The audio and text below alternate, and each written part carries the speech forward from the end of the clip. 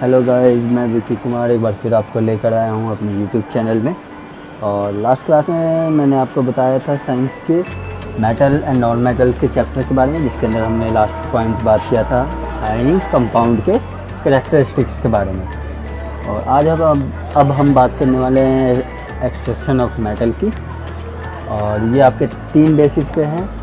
Basically 2 basis ही हैं, third वाला तो हमें नेटिव स्टेट में फ्री में मिल जाता है, मतलब फ्री स्टेट में मिल जाती है। तो जो सबसे पहला वो इलेक्ट्रोलिसिस मेथड है, जिसके बेसिस पे हम कुछ एलिमेंट्स को एक्सट्रैक्ट करते हैं, जो कि सोडियम, पोटेशियम, कैल्शियम, मैग्नीशियम और एल्यूमिनियम वगैरह हैं। तो यहीं अगर हम बात करें रिडक्शन बाय कार्बन की, यानी कि जिसके अंदर हम कार्बन के जरिए किसी कंपाउंड को उसके सॉल्ट से या उसके गैंग पार्टिकल से एक्सट्रैक्ट करते हैं या उसको रिड्यूस करवाते हैं, जिससे कि हमें फ्री फॉर्म में मिलता है। वो है आपके जिंक, आयरन, लेड और आपका कॉपर।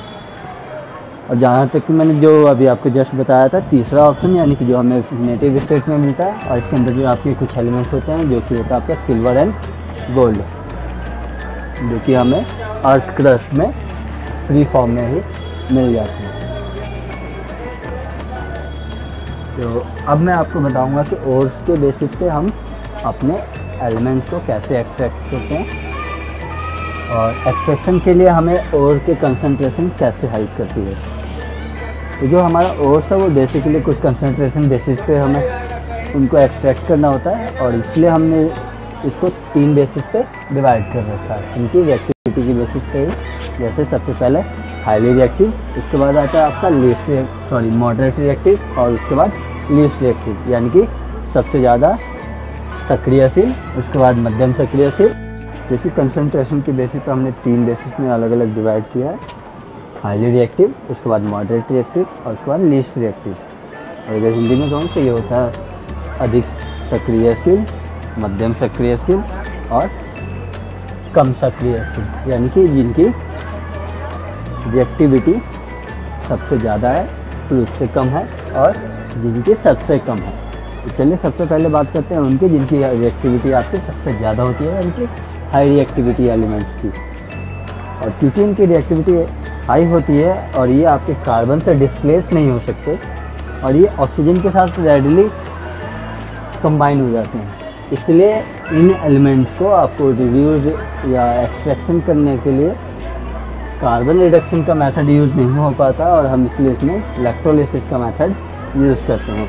और इलेक्ट्रोलिसिस के मेथड में होता क्या है, तो जो हमारा मेटल है वो डिपॉजिट हो जाता है हमारे कैथोड पे, और जो हमारे नॉन मेटल्स हैं यानी कि क्लोराइड आयंस वगैरह हैं, वो हमारे आके डिपॉजिट हो जाते हैं एनोड पे। और अब मैं आपको बताऊंगा मिडल रिएक्टिव एलिमेंट्स की, यानी कि जिनकी रिएक्टिविटी मध्यम होती है, यानी कि न्यूनतम होती है, कम होती है, ना ज़्यादा कम ना ज़्यादा ज़्यादा। तो चलो, और ऐसे एलिमेंट्स को हमें एक्सट्रैक्ट करने के लिए यूज़ करना पड़ता है एक प्रोसेस जिसको हम रोस्टिंग कहते हैं। और रोस्टिंग के प्रोसेस के अंदर हम सल्फाइड ओर्स को हीट करवाते हैं एयर के प्रेजेंस में, और फिर इस प्रोसेस के कारण जो हमारा मेटल सल्फाइड होता है वो मेटल के ऑक्साइड में पहले चेंज होता है, और फिर हमें उसका फ्री मेटल मिल पाता है। और आगे मैं अब इसका रिएक्शन आपको दिखाऊंगा। जैसे कि यहाँ जिंक का मैंने रिएक्शन लिख रखा है कि जिंक सल्फेट को जब मैंने ऑक्सीजन के साथ रिएक्ट करवाया, यानी कि एयर के प्रेजेंस में रिएक्ट करवाया, तो हमें पहले मिला जिंक का ऑक्साइड, और सल्फर डाइऑक्साइड आपके साथ में सल्फर डाइऑक्साइड आपके यहाँ साथ में रिलीज़ हुआ। अब जो हमारा जिंक का ऑक्साइड मिला है उसको हम दोबारा कार्बन के साथ रिड्यूस करवा देंगे।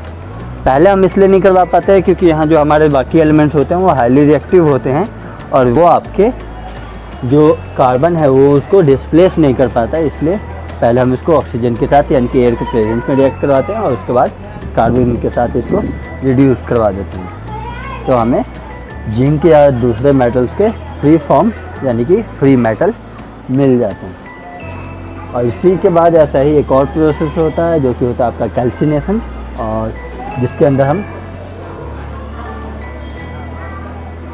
सेम ओर्स को एक हीट करते हैं उसके मेल्टिंग पॉइंट के नीचे तक, यानी कि below than its melting points, जो कि मैंने यहाँ लिखा है, it is the process of heating of ores below its melting point on absence of air to remove volatile impurities like arsenic.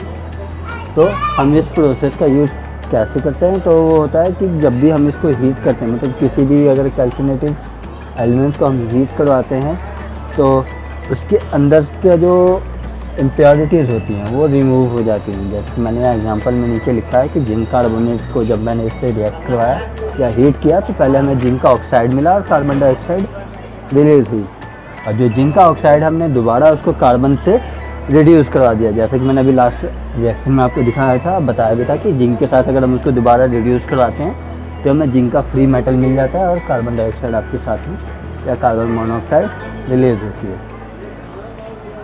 अब यहाँ आपको एक बात ध्यान रखना है कि जिंक एलिमेंट्स के लिए जब हमारा जो कार्बन है वो रिड्यूसिंग एजेंट के तौर पर काम अगर नहीं करता तब हमें वहाँ डिस्प्लेसमेंट रिएक्शन को यूज़ करना पड़ता है। और डिस्प्लेसमेंट रिएक्शन में होता क्या है कि जो हमारे हाईली रिएक्टिव मेटल्स होते हैं such as sodium, calcium, aluminium are use to reduce reducing agent because they displace least reactive from its compound. क्योंकि जो हमारे हाईली रिएक्टिव एलिमेंट्स होते हैं वो अपने लीस्ट रिएक्टिव एलिमेंट्स को उनके सॉल्ट से डिस्प्लेस कर देते हैं और उनको फ्री एलिमेंट की फॉर्म में स्टोर कर देते हैं। जैसे कि मैंने यहाँ नीचे एक और एग्जांपल लिखा है कि मैग्नीशियम ऑक्साइड को जब एल्यूमिनियम से रिएक्ट करवाया तो वो उसको डिस्प्लेस करके एल्यूमिनियम का ऑक्साइड बनाता है, मैग्नीज को फ्री फॉर्म में रिलीज कर देता है। और उसके बाद नेक्स्ट आता है यहाँ आपका थर्मल रिएक्शन, और ये होता है आपका आयरन और एल्यूमिनियम के बीच। और जब हम आयरन यानी फेरिक ऑक्साइड को हीट करवाते हैं एल्यूमिनियम के साथ तब हमें जो कंपाउंड है यानी कि जो प्रोडक्ट है वो मिलता है आयरन यानी कि जो आपका फ्री मेटल है, और साथ में उसका बनता है आपका एल्यूमिनियम ऑक्साइड। ठीक है, और ये जो आपका एबव रिएक्शन है ये बेसिकली यूज़ किया जाता है जो रेलवे ट्रैक या मशीनरी पार्ट वगैरह में अगर क्रैक होती हैं या फिर टूट जाती हैं तो हम उनको ज्वाइंट करने में यूज़ करते हैं। जैसे जो सोल्डिंग वगैरह के प्रोसेस होते हैं उसमें यही प्रोसेस आपका यही रिएक्शन यूज़ किया जाता है। और अब हम बात करेंगे लीस्ट रिएक्टिव एलिमेंट्स के बारे में कि जो लीस्ट रिएक्टिव एलिमेंट है हम उनको कैसे एक्सट्रैक्ट करते हैं।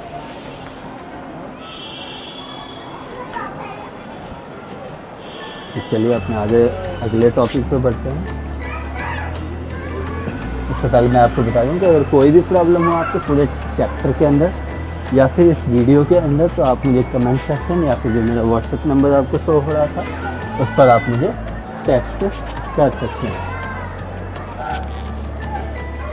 और अगर आपको वीडियो में आपको ना मिले तो आप नीचे डिस्क्रिप्शन में चेक कर सकते हैं, वहाँ मेरा इंस्टाग्राम, फेसबुक और व्हाट्सएप कंप्लीट डिटेल आपको है, आप कहीं भी मुझसे पूछ सकते हैं। तो चलिए नेक्स्ट बात करते हैं extraction of low reactivity metals की, जो कि रिड्यूस कर देता हम इजीली हीटिंग के वे में ही।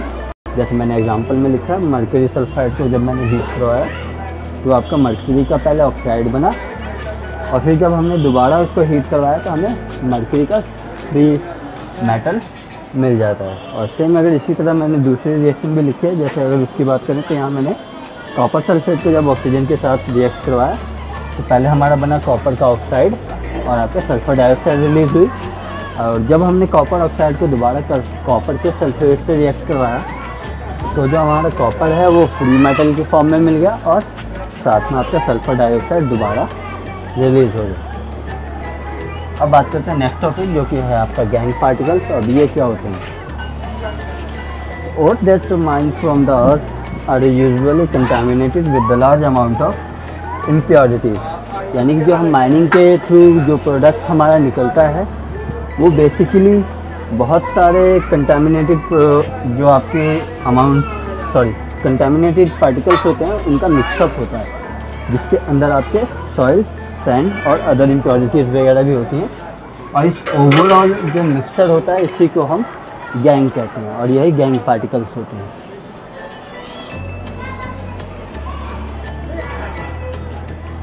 और अब हम बात करते हैं रिफाइनिंग ऑफ मेटल। और रिफाइनिंग ऑफ मेटल होता है कि हम इसको किसी सॉल्यूशन से किसी मेटल से अलग करते हैं। और जो कि प्रोसेस होता है आपका इलेक्ट्रोलिसिस, जिसके अंदर हम 2 एनोड एंड कैथोड को इलेक्ट्रिक सर्किट के अकॉर्डिंग उस सॉल्यूशन के अंदर डिप करते हैं, जिससे हमें मेटल को एक्सट्रैक्ट करना होता है। और जैसे हम करंट पास करते हैं तो करंट पास करने के कारण, जैसा कि हम सभी जानते हैं, इलेक्ट्रिक करंट आपका जो मेटल है वो आपका शो करता है और वो करंट के कारण उससे लिबरेट होने लगता है वाटर से सॉल्यूशन में और कैथोड पे आके डिपॉजिट हो जाता है। जैसे मैंने नीचे लिखा है, it is the process of reducing the impurities in the substance, that is why it is called refining.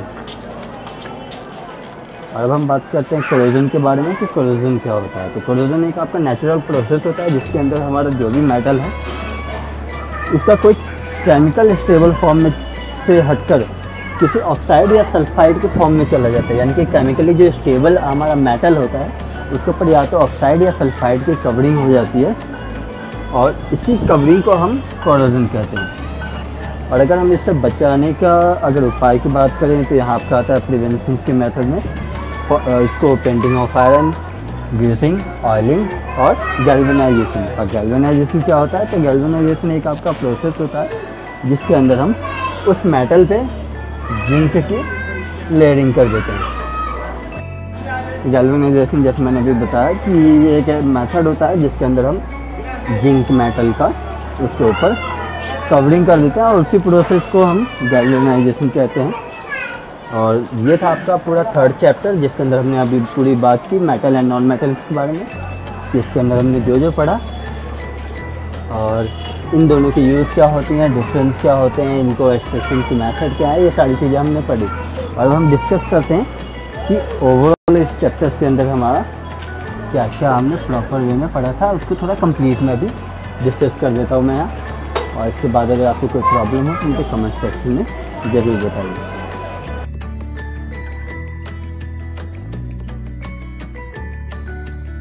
तो चलिए अब डिस्कस करते हैं। तो सबसे पहला अगर पॉइंट मैं बात करूँ तो यहाँ हमने क्लासीफाई किया था कि हमारे मेटल एंड नॉन मेटल कौन होते हैं और क्या क्या हैं। और उसके बाद मैंने इसके कुछ कैरेक्टरिस्टिक्स बताए थे मेटल और नॉन मेटल के। मेटल में बताया था मैंने कि ये लस्टीरियस होते हैं, मैलेबल होते हैं, डक्टाइल्स होते हैं, good conductor of heat and electricity होते हैं। ये सारी चीज़ें मैंने आपको बताई थी।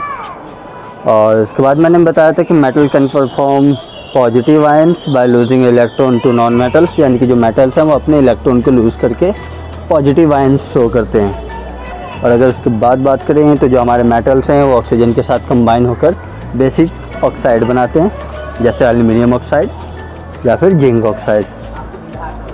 उसके बाद अगर बात करें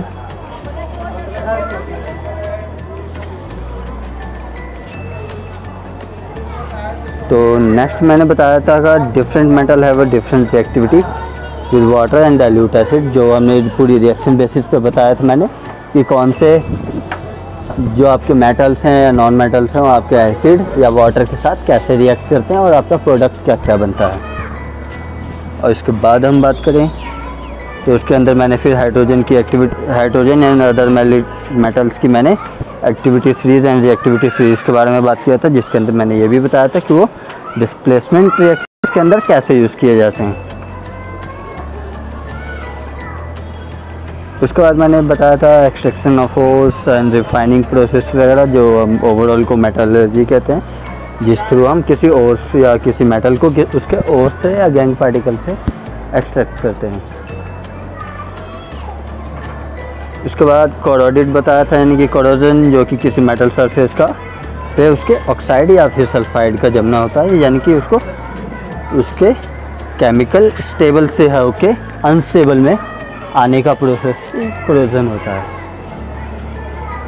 उसके बाद अब अगर मैंने बताया था जैसे ये नॉन मेटल प्रॉपर्टीज़ जैसे यहाँ लिखे हैं, नॉन मेटल में मैंने बताया था कि नाइदर मैलेबल नॉन डक्टाइल होते हैं, bad conductor of heat and electricity. और इसके अंदर केवल एक आपका ग्रेफाइट एंड डायमंड होते हैं जो कि इलेक्ट्रिसिटी को कंडक्ट करते हैं और हार्ड होते हैं।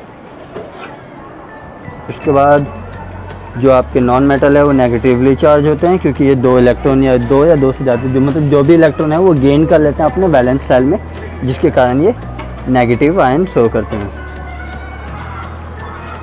और जो हमारे मेटल हैं वो ऑक्साइड शो करते हैं केवल एसिडिक या फिर न्यूट्रल।